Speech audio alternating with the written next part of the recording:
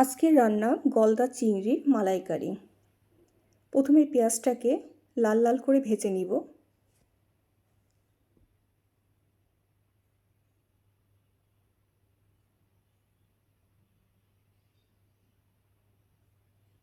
এরপর কিছু জিরা ফোড়ন দিয়ে আবার পেঁয়াজটাকে সুন্দর করে ভেজে নিব।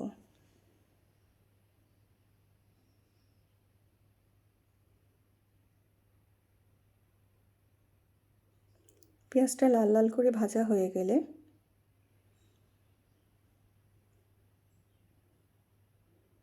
কিছু পেঁয়াজ সেখান থেকে তুলে রাখবো।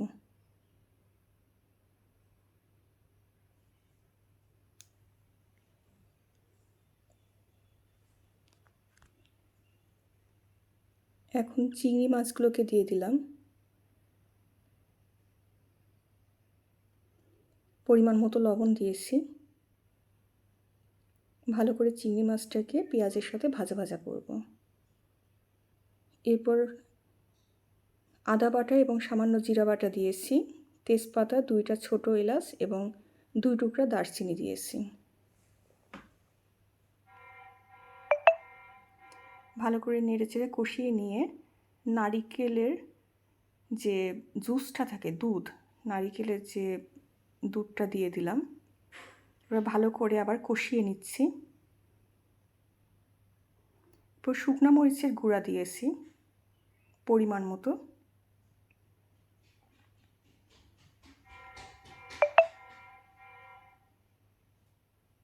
ভালো করে নাড়াচাড়া করে মশলার সাথে চিংড়ি মাছটাকে মিক্সড করে নিচ্ছি।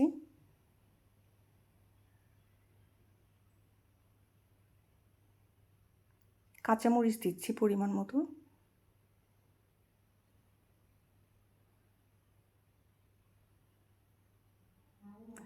পরিমাণ মতো চিনি দিয়েছি।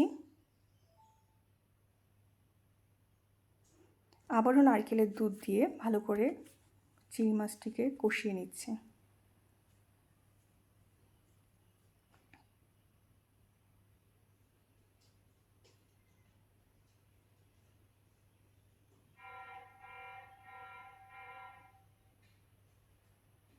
ভালো করে চিংড়ি মাছটার ফুটে আসলে আমি 1 চামচ ঘি ব্যবহার করেছি। স্বাদের জন্য আবারও প্রথমে ভেজে রাখা পেঁয়াজের বেরেস্তা ছড়িয়ে দিলাম এবং টেস্টের ব্যালেন্স আসার জন্য সামান্য একটু 1 চা চামচ মতো চিনি আমি দিয়ে দিলাম। এবার ঝোলটা টেনে আসলে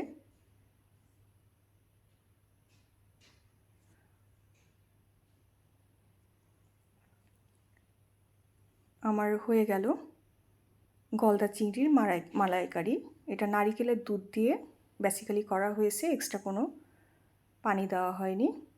আপনাদের যদি আমার চ্যানেলটিকে ভালো লাগে অবশ্যই সাবস্ক্রাইব করবেন।